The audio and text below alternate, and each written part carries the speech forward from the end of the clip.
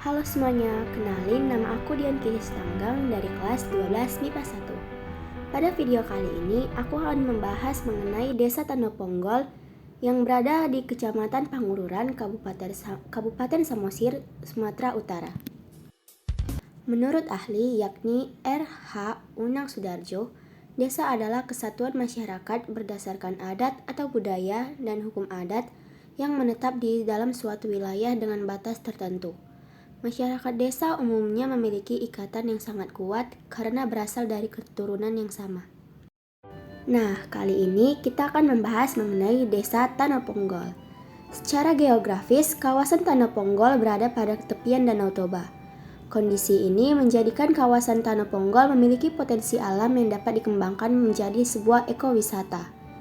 Tanoponggol adalah sebuah kawasan yang berada di Provinsi Sumatera Utara, lebih tepatnya terletak pada Kecamatan Pangururan, Kabupaten Samosir. Tanoponggol juga merupakan akses utama jalur darat yang menghubungkan Pulau Samosir dengan Pulau Sumatera.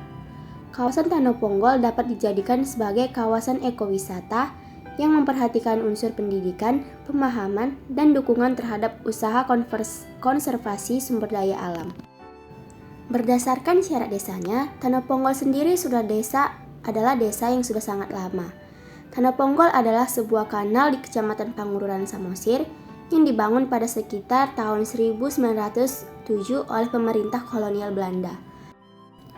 Jumlah penduduk desa ini mencapai 820 jiwa. Nah, masyarakat di pedesaan ini masih khas dengan kehidupan sosial yang saling membantu loh.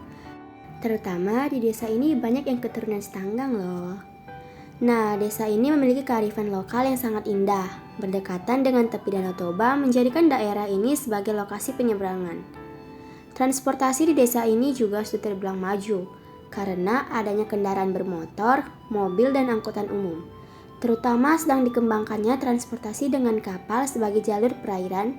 Sarana ini bisa dinikmati oleh publik dan juga sebagai jalur penyeberangan. Nah, selanjutnya ada ciri khas dari Desa Tanoponggol, yaitu memiliki mata pencarian sebagai pelayan, petani, peternak, dan tidak sedikit juga yang sebagai pedagang. Hubungan antar warga di desa ini sangat akrab. Contohnya itu saat keluarga saya mengadakan acara di Desa Tanoponggol ini, semua tetangga ikut membantu untuk menyiapkan makanan dan membantu ketika acara berlangsung. Baik sekali bukan? Selanjutnya kita masuk ke kriteria kawasan perdesaan Tanoponggol. Penduduk di desa ini sebagian besar adalah sebagai petani dan nelayan. Sistem prasarana desa ini juga sudah sangat maju.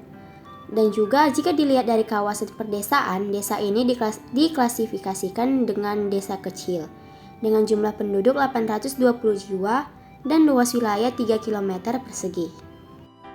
Lalu bagaimana sih fungsi desa ini? Nah, ditinjau dari segi ekonomi, saat ini Desa Tanoponggol berfungsi sebagai tenaga kerja yang produktif. Karena adanya bangunan ikonik di desa ini dapat menjadi daya tarik para wisatawan. Dan tentu saja banyak lapangan kerja di desa ini, contohnya sebagai pemandu wisata, juga dengan adanya jembatan yang baru dibangun, Jembatan Tanoponggol, kalian tahu nggak sih? Yaitu jasa transportasi semakin ditingkatkan, dan dengan itu tenaga kerja semakin produktif. Jika ditinjau dari tipologi desa dan berdasarkan kekerabatannya, Desa Tanoponggol digolongkan ke desa genealogis. Karena desa ini masih memiliki tali persaudaraan yang kuat dan saling membantu. Berdasarkan hamparan, desa ini termasuk ke dalam desa pesisir atau desa pantai. Karena desa ini sendirinya terletak di tepi Danau Toba. Dan juga berdasarkan pola mata pencarian, masyarakat di desa ini adalah sebagai petani, nelayan, dan atau perdagangan atau jasa. Lalu masuk ke struktur desa. Berdasarkan bentuk-bentuk desa menurut Jalani, Desa Tanoponggol termasuk dalam bentuk desa yang terpusat, karena penduduknya yang berasal dari keturunan yang sama atau homogen dan berada di daerah pegunungan. Selanjutnya kita simak dari perkembangan desa. Potensi fisik yang ada di Desa Tanoponggol ini, sumber airnya yang sangat banyak karena bisa didapatkan dari kaki pegunungan dan juga dari Danau Toba. Dengan itu, kawasan ini masih memenuhi kehidupan air masyarakatnya. Desa ini menjadikan hewan ternak sebagai salah satu mata pencariannya, seperti beternak babi, kerbau, dan ayam. Sumber daya manusia di daerah ini turut serta dalam kemajuan Desa Tanah Ponggol.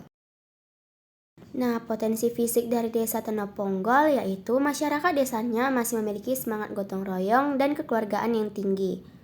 Lalu lembaga pendidikan yang sudah banyak ditemui, salah satunya SD Negeri 1000402, dan juga lembaga kesehatan seperti puskesmas yang sudah tersedia. Berdasarkan tipe desa, desa ini merupakan desa maju atau prasembada, karena desa ini sudah memiliki potensi sumber daya sosial serta kemampuan SDM mengelolanya dengan baik. Juga di desa ini terdapat bangunan ikonik yang menjadikan desa ini semakin dikenal dan dijadikan daerah wisata. Sedangkan berdasarkan tingkat pembangunannya, Desa Tanah Ponggol ini termasuk dalam desa swakarya. Karena desa ini ikatan persaudaraannya masih kuat. Namun, penduduknya yang sudah berinteraksi dengan masyarakat luar menjadikan desa ini ikut mencoba cara-cara baru. Ditambah dengan adanya sistem pariwisata yang baru di desa ini, menjadikannya desa yang berkembang dan sering berinteraksi dengan masyarakat luar. Nah, jadi itu dia penjelasan saya mengenai Desa Tanah Ponggol. Kalian tertarik nggak sih untuk datang ke sana? Terima kasih.